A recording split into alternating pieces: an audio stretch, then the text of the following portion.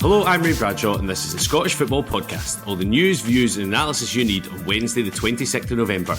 And Wilfried Nancy appears to be close to a Celtic arrival. Celtic are close to appointing Frenchman Wilfried Nancy as their new manager. BBC Scotland understands talks between the club and the current boss of US MLS side Columbus Crew have now reached an advanced stage. We'll look at what he can expect at Celtic and what Celtic can expect from him. And we'll reflect on what happened last night at Fir Park. A second goal for Motherwell, just there to pick up the scraps as Hibernian got themselves in a right bunker at the back. Motherwell eased past 10-man Hibs, and we'll chat about what's happening in the Championship as the mighty Partick Thistle put the title race well and truly back on. It wasn't their prettiest performance of the season, but I wonder if this might turn out to be one of their most valuable. A hard-fought 3 points which take Partick Thistle level on points at the top of the Championship with St Johnstone. We'll guide you through the highways and byways of Scottish football. The Scottish Football Podcast from BBC Sports Scotland.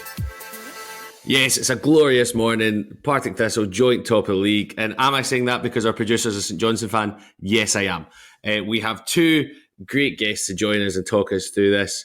First up, we've got Scott Allan, the former Celtic and Hibs midfielder. Scott, how are we? I'm good, thank you.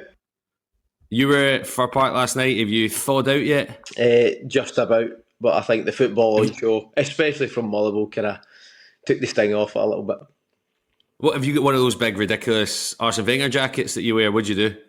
Not as far down as the ankles, but yeah, below the knees, and then you get the long johns, the tights, the Under Armours, and everything else that goes with it. Why? A lot of those sentences are why I hate modern football, which is fair. We're also joined by John Walker, coach and analyst. John, how are you? You good? I'm good. Another reason why you hate modern football, Ray, is people like me. Yes, 100%. I remember, I've said it before in this podcast, you're the first person that ever spoke to me about XG and you've made my life worse. So, plenty to get into it with Scott and John. And let's start with the anticipated arrival, Wilfried Nancy at Celtic. John, right, my thing about this is we've gone big on a manager getting appointed at Rangers or Celtic recently and it didn't happen. How certain do you think this one's going to happen? Oh, I think this is happening. I think Celtic have been pretty good at a point, and I think Celtic have a pretty clear mandate when they appoint somebody. If they like the look of them, it's the interview. If the interview goes well, they get the job. I think that's why Celtic have so seamlessly appointed manager after manager. Doesn't really matter what their background has been. Like Postecoglou, Ronnie Dyler, and now Wilfried Nancy. I think this is done. I just hope for once it's an appointment that doesn't work out for Celtic. Yeah, can't be any worse than Russell Martin that you championed for, John, let's be honest. Well, we don't talk about that, Ray. We don't talk about that anymore. Yeah. But that's the thing about this, because Scott, like John said, he is relatively inexperienced, carries a risk. I was reading about him yesterday. What do you make of this appointment, Scott? Well, I think when you look at Celtic as a club, the last two appointments, Ange Postecoglou and Brendan Rodgers, are very, very tough acts to follow. Both bring different qualities and a different style of play, but at the same time, it was the same sort of feeling when Ange Postecoglou was appointed. So I think you've got to give him a little bit of time to see how he adapts to Scottish football. Me personally, one of my good friends, Johnny Russell, he obviously plays out in America. Has played against him many a time. So when I'd spoke to him, I asked him what it was like to play against one of his teams, and the word he described was horrible. But it wasn't horrible of the physical aspect. It was horrible in terms of them just exploiting if you give them any sort of space. My next question was, he said it was very similar to what Ange would be like if he gets given the time. That was what he says. I then asked the standard question of what happens in Scotland when a team comes and sits off you. And he says, well, that's exactly what we done at Salt Lake and at Kansas. We tried to sit off them. They were just even more patient. And when the space was on, they exploited you. So I think he was really excited and quite confident that he could go to Celtic and make a real difference. My argument to that is I don't think they have the quality of player that they did under Ange Postecoglou and under Brendan Rodgers, and that's why come January and the summer the recruitment's going to be crucial for Celtic, especially if you're implementing a style in a 3-4-3. Yeah, especially with how bad the recruitment has been in the last year. John, Scott's mentioned there about the style of play. What tactically, what can we expect from Wilfried Nancy if he gets appointed? Recently, he's more switched to a 4-4-2, which I think will be music to the ears of some people in Scotland, a kind of old school approach formation-wise. Previously 3-4-3 as well, which was interesting because I thought that would have been a unique Old Firm to watch, seeing two people playing that kind of same style, 3-4-3, 3-4-2-1. Columbus Crew have been the most dominant side in the last 3 years under his tenure. They've kept the ball the most, they've created the most chances, they've won the MLS 2 years ago. It's very much the Celtic way. It feels like that's probably something I misunderstood when I'm constantly championing Rangers to play a certain way. I want Rangers to look a certain way. I think Celtic's is their mandate is to play good football. It's always been that way. It's from that way when I was growing up and watching Tommy Byrne's Celtic side. Celtics were always the quote unquote better footballing side to watch. I think they've got that again. Okay, that's interesting because Scott, you've been there, you've done it. It's going to be a massive step from the MLS into a Goldfish Bowl of Glasgow. When you moved, did you notice a big difference the minute you became an Old Firm player? It was a lot different for me. Obviously, growing up in Glasgow, so I think you maybe feel under a little bit of more pressure because when you do, well, it's definitely my first season. If you don't play well, when you step out of the house, you go into the supermarket, somebody's going to say something to you. That was just it comes with the territory. It's yes, we can talk about styles and how successful they have been over the last few years in America with Columbus, but Glasgow, this city is just completely different, and there's a lot of reasons. So you look at recruitment. I was thinking about this the other day. How difficult it must be to recruit a player now, more so at Celtic, because fans are wanting them to throw money at it. There's no getting away from that. The players that have come in haven't done well, or haven't done as well as the previous recruitment teams have done. So I don't think it's an easy job to recruit for Celtic, because fans expect you to show up in the markets that some of the biggest teams in the world do, but you're trying to find a player in a market where they're not quite the finished article. You're hoping to sell them in a few years, but at the same time hit the ground running at a team where the pressure is enormous, and I think that is difficult within itself. How that looks for Wilfried Nancy coming in, ultimately you can want to set up style, but the fans are demanding wins week in, week out, and that's why it's very hard to compare it to anything else. It really is, and I do believe that, and I'd say the same for the recruitment. So it's trying to come in, find that balance where you're trying to implement your style, but at the same time it's effective and you win games of football. So that will be ultimately a huge challenge for Wilfried Nancy, and getting the fans to buy into you. That's as well. That is the pressures that come playing for the Old Firm. Yeah, John, do you think he's going to be successful? I don't think I know anything really about how to predict how Scottish football is going to go, but I think the one thing I've always been a little bit jealous of is I think Celtic fans kind of, whenever a media's went for a manager, they've kind of doubled down and supported the manager. That was the thing I seen pure glaringly obvious with Postecoglou when he first came in. Every bit of media was on top of him, almost trying to ridicule him, pull him out, catch him out. He hadn't started well. It felt like Celtic fans doubled down a bit more on him and supported him more and bought into him more, as long as the character's right. And I think that's one of the things that I hear Celtic do really well. It's a lot to do with the man-to-man interview with the board. Is he going to be able to cope with Celtic fans' pressure? He seems like another person, just from when you look at some of the documentaries on Columbus Crew's YouTube. The fans love him. They love the way he talks. That will be something Celtic fans buy into. I think it helps when you come into a team that's won 14 titles out of 15 and you've got a captain there that's seen most of it. So I think he'll have a lot of opportunity. I think he'll be successful. I think Celtic's a club that kind of just seems to keep ticking over just now. And he's got the advantage of Celtic's fans' fury is at the board just now. It's not at who the manager's going to be coming in. The manager will get their support. So I think he'll be fine. I hope he's not, Gray, but I think he'll be fine. A few of the Celtic fans I've spoke to were wanting Knutson from Bodo Glimt. Obviously, they lost narrowly to Juventus last night. Scott, you surprised Celtic aren't going for maybe a more well-known or established manager in Scotland, given, like John said, the tension between the fans and the board? An established man? No, I'm not. I'm not. I just feel that's how Celtic do it. I feel I think the interesting one with an appointment who's worked in America is when you look at how their transfer policies go, or the structure of how they sign players, it's very different to it is in Scotland, and it won't just be down to Wilfried Nancy, especially not in America, because there's general managers, all the stuff that goes with it, and they all have a big say. It's then up to you to put that into practice if they deliver you the players. So that would be the interesting part for me. So I think he won't be. If you go for a British manager, they won't have a lot of say in the signings. I think he's worked in probably under a structure, but it's not as hands on in terms of transfer. So it'll be interesting to see how it goes. I think it'll be a positive appointment, purely by obviously speaking to people who've played against these teams, and I feel that was very interesting, because if you're comparing that to an Ange Postecoglou style and aggressive and being patient and exploiting space, then if you get that right and you can get to January just picking up wins, obviously Martin O'Neill's done it so far, but just picking up wins and then implementing style, then you're only two players away from being a really good side again. So especially domestically. So for me, I think it's an intriguing appointment. I think that is a very Scottish football sentence. We're only 2 good players away from becoming a good side.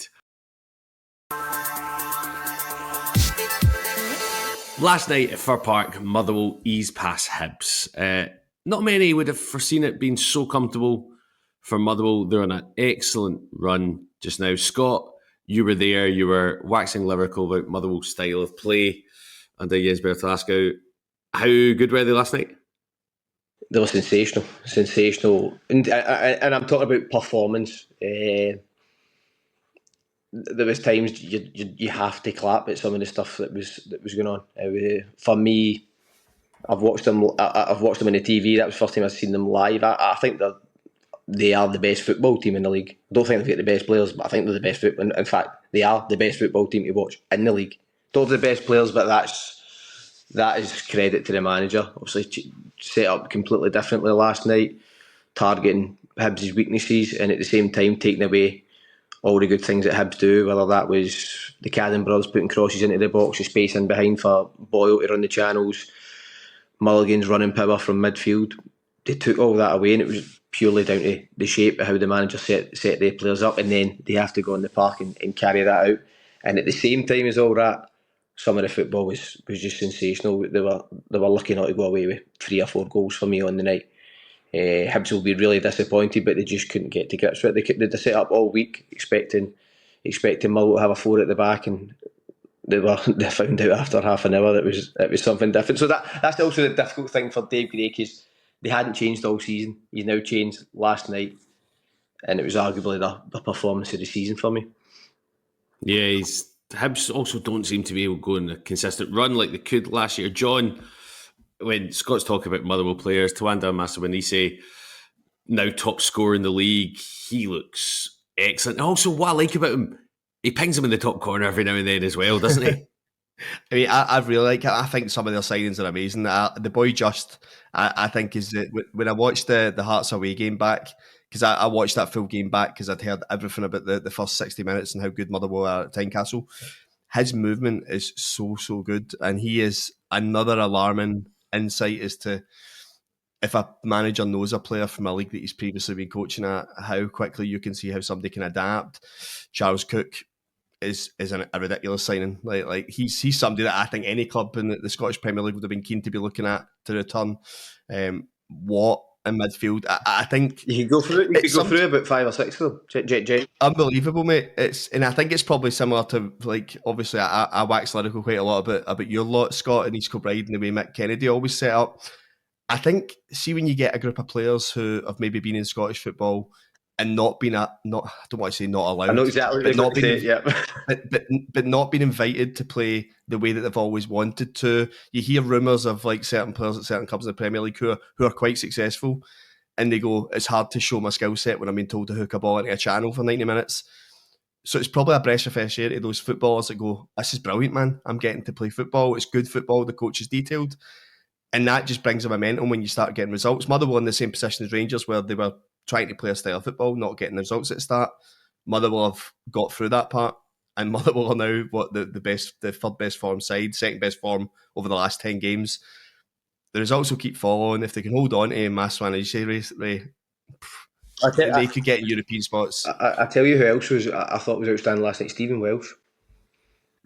Stephen Welsh was outstanding. The amount of times he broke the lines with passes, the amount of times the ball Hibs looked to turn it and get in behind Stephen Welsh backtrack, and he's just nodding the ball down to a teammate, not just heading it anywhere. He was very composed and looks like he's thriving under this system and around the football at Motherwell. This is, when you talk about going on a loan move, this is going to be the perfect loan move for Stephen Welsh.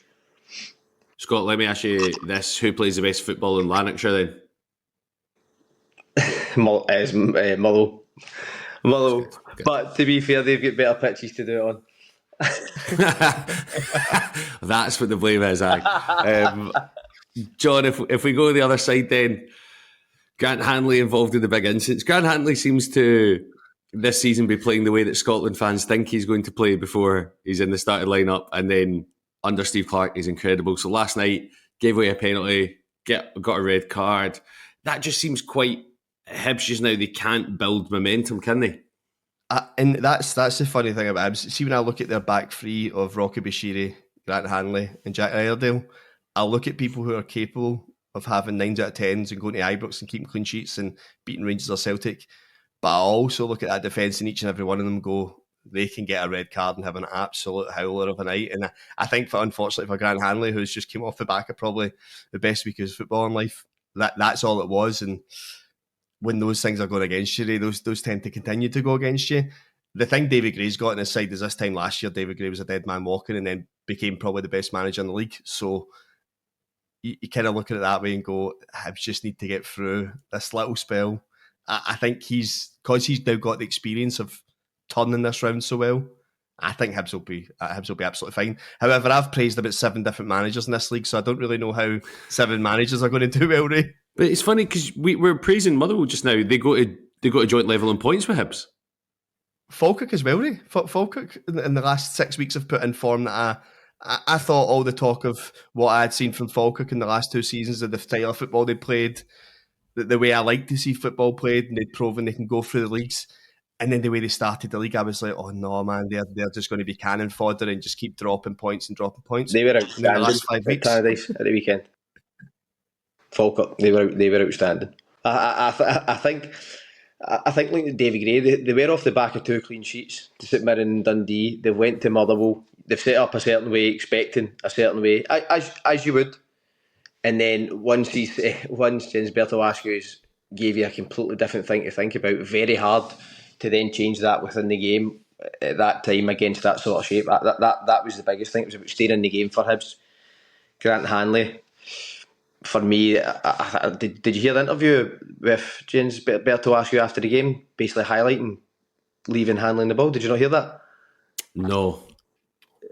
That's so good. Did you not hear that's what he said after the game? How they'd left him on the ball when once he played these square passes, that was the trigger to press aggressively. And they did that, and then he said he wanted to highlight the 1v1 with Maswinisi and Grant Hanley. And then I felt like he took that personal last week at the Scotland-Denmark game. Scott, so did Cook and Maswinisi, did they press the other 2 centre-halves outside? They pressed the 2 outside centre. Nice. They pressed the 2 outside centre-backs. And Hibs just really struggled to deal with it. And that's what I'm saying. But in game, it's quite hard to get that message on, because at the same time, Motherwell are dominating the ball and they've got so many rotations. So as a player, you're constantly having to check your shoulders and communicate. It's very hard to do that within a game where you just aren't seeing the ball. There was like a 94% success rate over 690 passes for Motherwell. And I'm not a massive stats guy, but that is high level. That is high. I know, Scott, I know you're not a stats guy, but I just saw John look happier than he's ever looked in his life.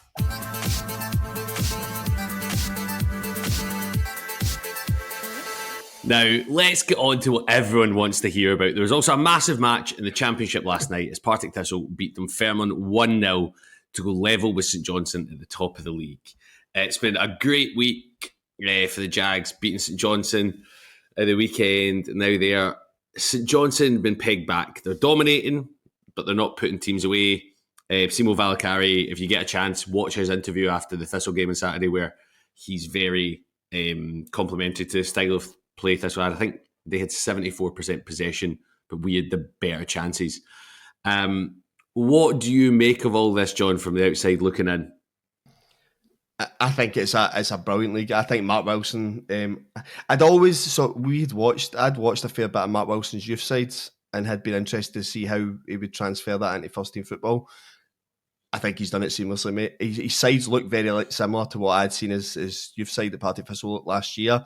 I think you've got the experience of Mark Wilson. I know he said in his interview that he talked to senior managers that had got out this league, what he needed to do with the players. I think just as this season grows, Mark Wilson's putting all those fine tunes in there. I think the only thing that would hold Mark Wilson back is the depth of the squad, because I think they've kind of got it ticked in every box. He knows how to go against a team where he's expected to be dominant. He knows how to set up against the St Johnstone side that we've seen with Valakari's style are going to try and dominate the ball. You need to just pick your moments to transition, counter-attack quickly and score goals. I think they've got facets of everything that they need to go up for this division. It's such a good division. I just think those two divisions of Scottish football are brilliant this year. The top and the first are just so exciting, man. It's been, I have to admit, like when Mark Wilson was appointed, a lot of Thistle fans, we weren't sure what was going to happen. Scott, you were probably happy because you would get more work on a rival radio station. So when it goes that way, that was good for you. You've got different nights. Yeah, there you go. For what do you make? Do you think Thistle can sustain this? Because Mark Wilson's previous track record, he's not done amazingly in his jobs. Whereas this season, after losing 5-1 to St Johnstone, he seems to just have adapted everything. And it's been good. Right now, if you had to put money on it, who would you put your money on, Thistle or St Johnstone? Well, that's a question. Obviously, because I work with him at a rival radio station, I'm going to need to go with Mark Wilson. yeah, you're not going to bump into Simo Valakari in a car park. That's fair. No, listen, I think both teams bring different attributes. There's no getting away from that. You obviously speak about Mark and how he didn't have great success at other clubs, but ultimately he's learned from it. He's got an opportunity through a different avenue. He's came in and he's been outstanding. But obviously working within his means, there's no getting away from that. He's had to bring players in. Players have had really good impacts, good mixed experience in there as well. So for me, they're going really well. You'd expect them to attract more players in January, purely just based on the league position. So that always helps. But at the same time, I look at St Johnstone, they've got some real good quality throughout their squad. So it's going to be interesting. The Championship always, when it gets to that near the end of the season, gets very exciting. So then now, you're a Partick fan, aren't you? Yeah. How impressed would you say it's been for you? Because a lot of fans at the start, for me, had their doubts, as you said.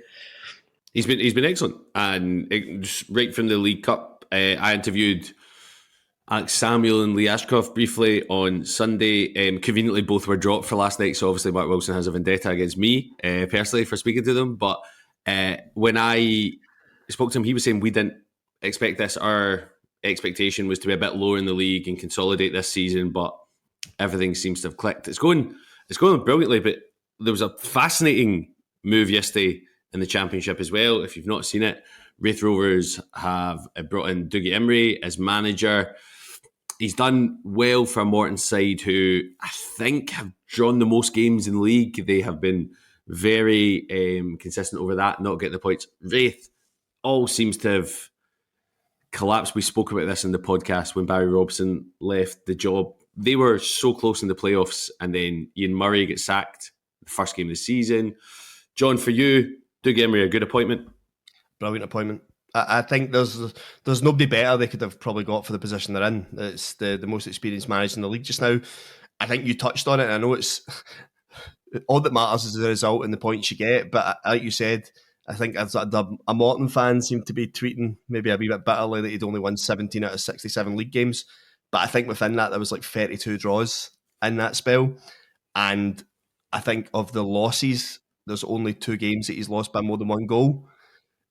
I know football only matters is what the end result was, but that's so many games that are fine margins between getting a point, getting 3 points, that would then has his Morton side in a playoff spot higher up in the league and giving him even more credibility. I think it's a brilliant appointment. I think the fact he gets his number 2 back in is going to help no end, because I think that the impact that's had this season is ridiculous, and I think it's probably led to why he's had to leave a team with a budget where your assistant manager's contract doesn't get cancelled.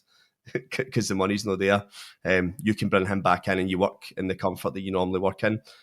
There's no guarantees, but I think Raith Rovers have appointed the best person they could have got in the building. Yeah, and for you, Scott, agree with that? I saw you nodding. Yeah. For me, I think he deserves that sort of opportunity to go to a club where I think he'll definitely be backed, and it's kind of like the next stage of his development. I would say for me, Morton's it's a good football club, but he's been working against it for years now, losing his best players and having to go and find players and not have that same money that you would get at Raith Rovers to attract players. There's still a good nucleus of players at Raith Rovers, so I think him getting in there, he'll bring an intensity. That's the way he played, that's the way he is. He's obviously still really passionate about the game, and at the same time I think he's one of them, if you're not doing it for him, he's the type to give you a jag and you'll respond to it. So for me, perfect timing and a great opportunity for Doug Emery. Yeah, and finally on this, the lower league, Scott, League One last night, Alloa drew with league leaders Inverness. This is a division you've been in recently with Kelly Hearts. Inverness starting to pull away from the others, aren't they, even despite that points deduction? Yeah, and as I tipped Inverness at the start of the season, we actually played against them in the League Cup. The League Cup qualifying section, and they were excellent on the night. They had pace and power on the wings, but experience up front and some good footballs in the middle of the park. So for me, I felt they were going to be really strong, and it's starting to look that way. So I would tip them to see it out to the end of the season. Well, that's all we've got time for. Many thanks to Scott and John, and thank you for listening. Remember, we're here with new episodes of the Scottish Football Podcast bright and early every day. So to make sure you don't miss out, subscribe on BBC Sounds and have push notifications turned on in your phone.